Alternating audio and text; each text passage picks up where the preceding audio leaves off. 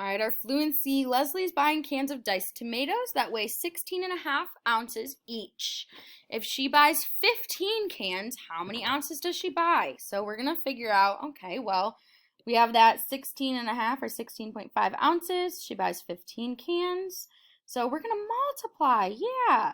So we're going to do 16 and 5/10 times 15. Remember, you do not need to line up those decimals if we're multiplying. I do, however, want to move this over a little bit. There we go. All right, so 5 times 5 is 25. 5 times 6 is 30, plus 2 is going to be 32. 5 times 1 is 5, plus 3 is going to be 8. All right, so we are done with that 5. We're going to put a placeholder 0. We're also done with these remainders. 1 times 5 is 5.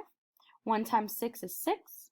1 times 1 is 1. Let's add them up. We get 5. 5 plus 2 is 7. 8 plus 6, 8, 9, 10, 11, 12, 13, 14. And 1 plus 1 is 2.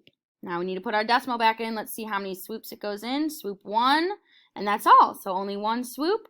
So we're going to put that decimal there. So 247 and 5/10 ounces. So that is going to be it for our fluency. Great job. There we go.